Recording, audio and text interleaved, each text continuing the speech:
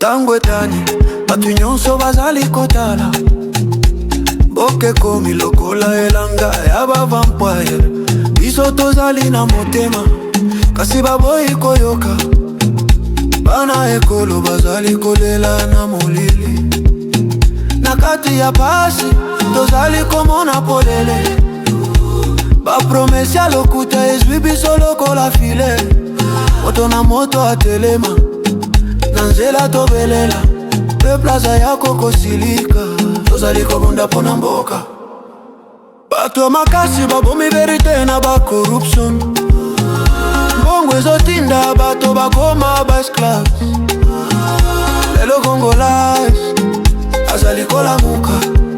Konga beti koyoka sonite, tozali kobunda pona mboka.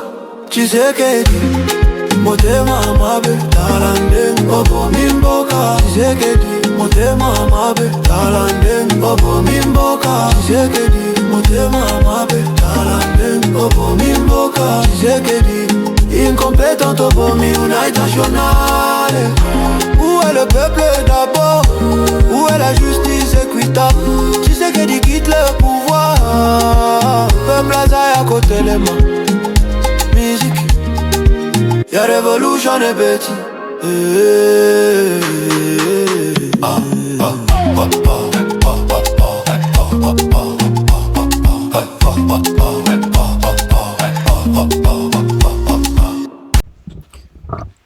Pourquoi Tshisekedi s'attaque à M23 et non ADF Nalu? Pour moi, Gilmas, la stratégie de Kinshasa n'est pas une élite impartiale contre tous les groupes armés, mais c'est le choix politique qui est bien calculé, mes chers amis. On ne s'acharne pas sur le M23 par hasard. Il y a beaucoup de forces négatives au Congo, mais pourquoi Tshisekedi s'acharne toujours sur le M23? On laisse ADF et d'autres foyers proposer quand ça sert les trafics, les équilibres régionaux ou la survie d'intérêts politiques. Ci-dessous, je vais vous donner 5 raisons détaillées et corrosives dans la vidéo ici, appuyées sur les éléments factuels et interprétations politiques. Ça, c'est selon Gilmas, mes chers amis. Je vais vous montrer pur et simple pourquoi Tshisekedi s'acharne juste sur le M23 et non ADF et non, je sais pas, il y en a tellement trop. Bande Konangai, les vérités sont là, la vérité est têtue, mais elle est toujours là. À part ça, je vais toujours être reconnaissant avec mon tonton du Canada, Stéphane Ngongo, Ndekonanga Lucien Kanda Kanda na niveau ya Kindu, venez venchi, Lucien Kanda Kanda encore une fois, tonton Guillaume pour Banzimbi na niveau aza apôtre, Ndekonanga Guillaume na niveau ya France, c'était un combattant, ya premier rang, c'était un opposant farouche à Tshisekedi, et puis sans oublier apôtre Simon Kivoloka na niveau ya Allemagne. Mes chers amis, naza ko pesa bino ba détail ya trop. Maman nangai na pesi ombote sika oza mama Antoinette Marie Makayabu na niveau ya France, Crispin Kayembe, François Mboukou Kassa, sans oublier Chirac Makayabu, tous na niveau ya France. En tout cas, merci na soutien na bino. Élément ya liboso on a ko pesa bandeko. Encore une fois, nazo ko yebisa bino bandeko bozo landanga. Soki bo sepeli na émission, soki ezana eloko na kobosana, bo masioni yango na ba commentaire. Parce que ekosalisa bandeko misusu nangai koyekola makambo ya mboka, parce que naza ko bricoler, naza toujours komeka koyekola makambo ya mboka. Naza élève parmi bino ba professeur, naza élève parmi bino ba enseignant boza kolandanga. Merci na soutien na bino nanu, bino batu boza na mayele belé ya politique kolekanga, mais boza kozwa ka mwa minute na bino kopesa ngonga lisu na bino olia ko tiango na makambo ebele, boza kopesa nga lisu na bino kaka pona bonga pona s'améliorer. Merci na soutien na bino wana. Alors eloko liboso eza ko tinda Tshisekedi a s'attaquer au M23, pas ba azol tika ba ADF ba rébellion nyonso wana. Eloko ya liboso il faut koyeba que le M23 c'est un enjeu géopolitique direct avec par exemple le Rwanda, Ouganda. Donc médiatisation et pression internationale kozala wana. Et loko ya liboso oyo Tshisekedi aza kosala ke akangama kaka na M23 pendant que ba ADF eza wana.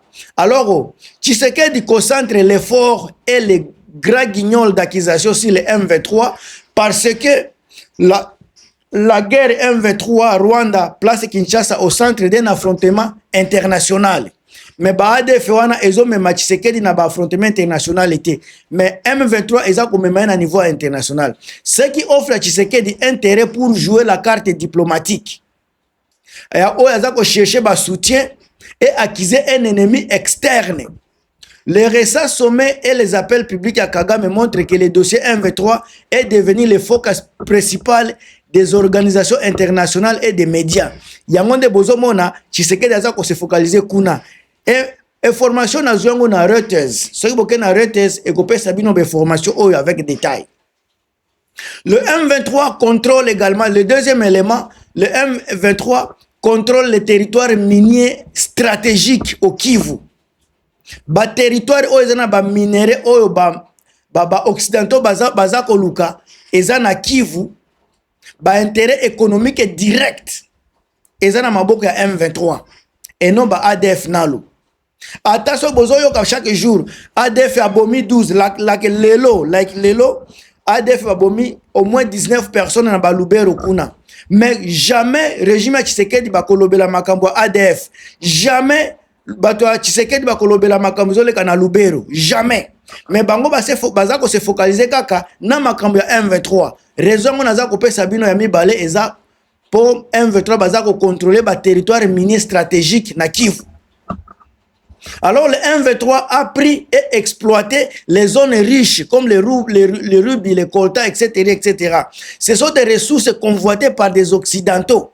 Ba réseaux occidentaux ezana posa ba minéraux wana. Alors contrôler, revendiquer la lutte contre le M23 permet à Kinshasa de négocier et à s'indigner et également à masquer les compromis inavoués sur des accords miniers ou laisser faire des transactions lucratives. En pratique, des enquêtes ont montré que la prise des sites miniers alimente les revenus des belligérants. Est-ce que boyoki? Donc, la prise de minéraux wana, ba site wana, ya ba territoire minier, pour na ba 1v3, eza victoire na bango, mais eza perte pour na Tshisekedi. Parce que ba minéraux wana, eza ko coûter cher, et puis ba minéraux convoités par ba réseaux occidentaux. Yango bozo mona Tshisekedi matin midi soir ye akangami kaka na M23 ata soki bazolobela ADF abomi ata soki balobi soki nani mususu wana soki Thomas Lubanga aza ko terroriser batu jamais gouvernement Tshisekedi bako lamuka bako lobela makambo wana parce que batu wana baza ko sala poate na ba minéraux baza na nango par rapport à ba minéraux oyo batu baza ko bundela na niveau ya Kivu. Yango bomona ka Tshisekedi akangama neka kana M23 bobo ma Kivu sie bobo ma bangote ya za kuna te azaka ka M23. Donc survie à Tshisekedi eza makambo ya M23. Troisième élément bandeko soki bozola nanga tina menicho yo eza na banzembu moko ba patriotique naza ko salaka pona pe ko eve na biso na limite soki na zuita na kochango na bandel ou bien na parti boyo kata moi extrait ya ba 4 ya ba 30 secondes ça e ko sala moi eloko ya bien boye ba ke eza pe na banzembu patriotique nazo meka ko sala pona toujours ko la musa biso ba congolais. Troisième élément to kende to continuer toujours bobo ça na peut ko tia ba commentaire na bino bo tia ka pe ba j'aime bandeko. Troisième élément, ADF est un adversaire plus difficile, moins rentable politiquement. Si le plan politique Tshisekedi azako se basé na makambu ya business et loko ko pesa mbongo ndesika Tshisekedi aza. Alors tant que ba ADF bakozala jamais ko bloquer tant que bako bloquer makambu ya Tshisekedi te Tshisekedi ako safute na bango. Po ata soki ADF baza ko boma pona ko attirer attention ya Tshisekedi. Tshisekedi ako tika la jamais ko lobela bango ndenge ko lobela ba M23 parce que ba M23 baza ko ya directement ko briser ba intérêt ya Tshisekedi. Alors ADF est un adversaire faible, moins rentable politiquement et plus complexe.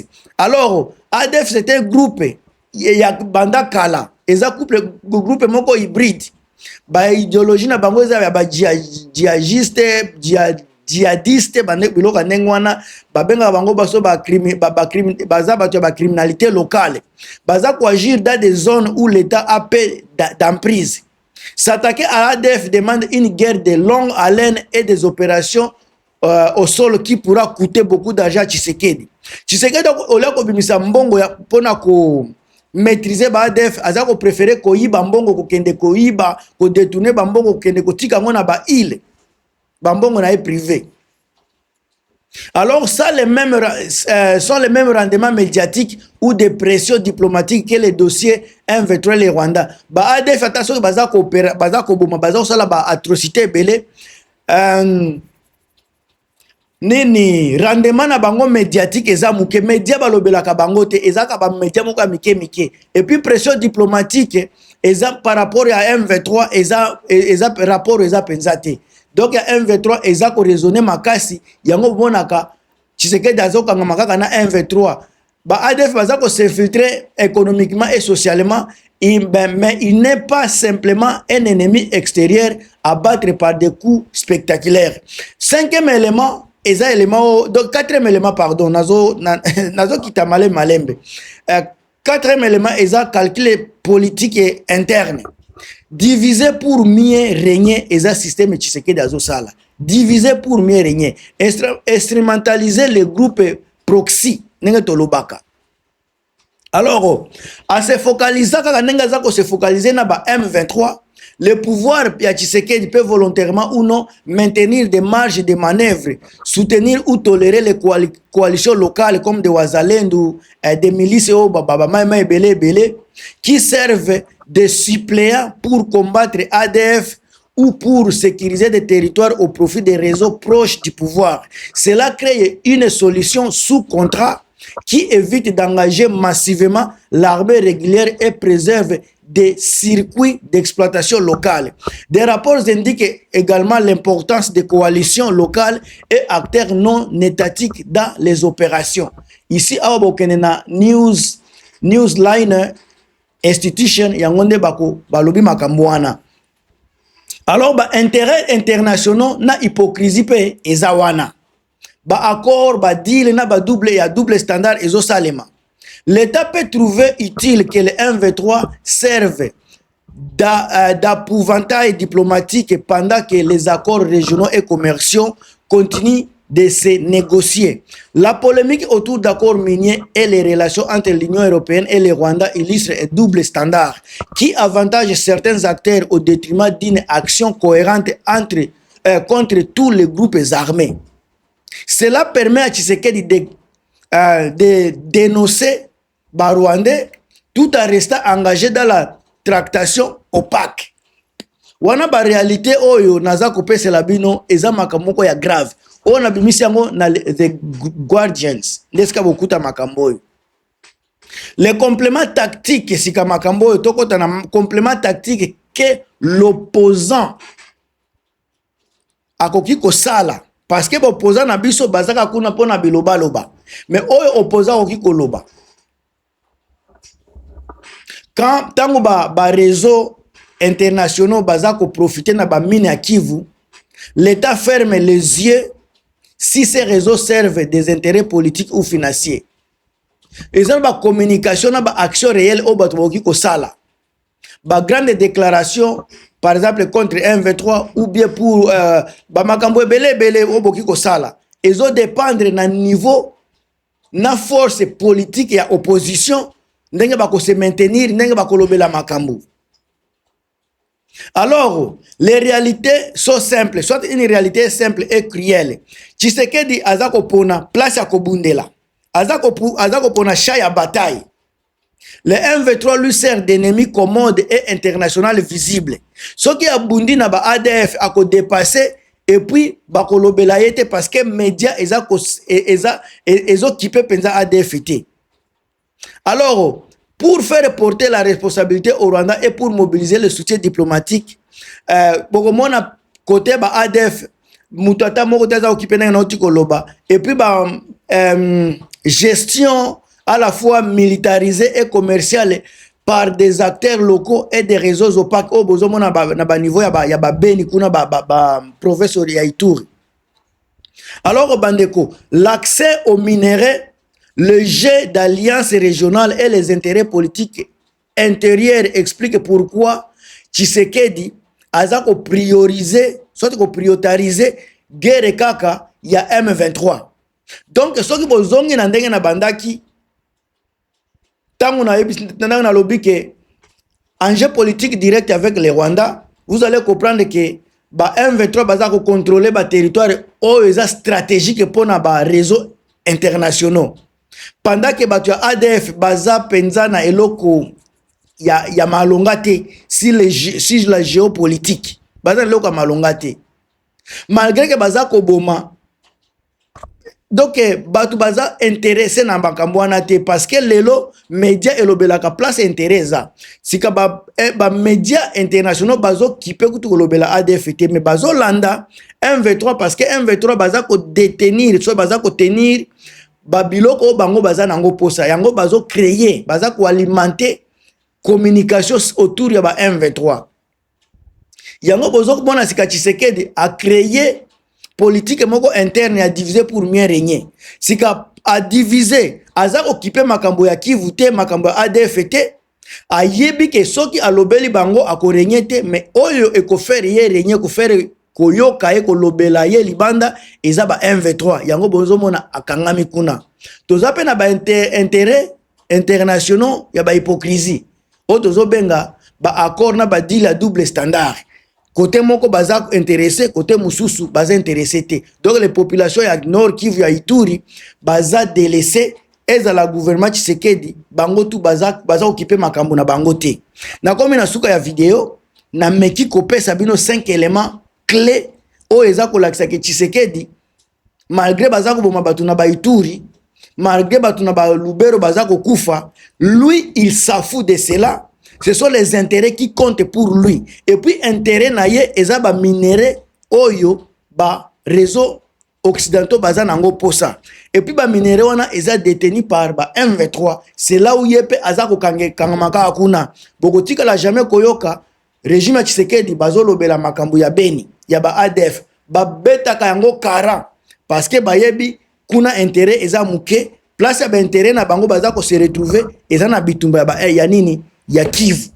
Bande ko nasali moi point de vue na ngai na yebi ke bo sepeli nango ba commentaire ya bino ba j'aime ya bino ba partage puis ya bino mais nga vidéo na pesi déjà na bino bande ko na ngai on se revoit à très bientôt bye.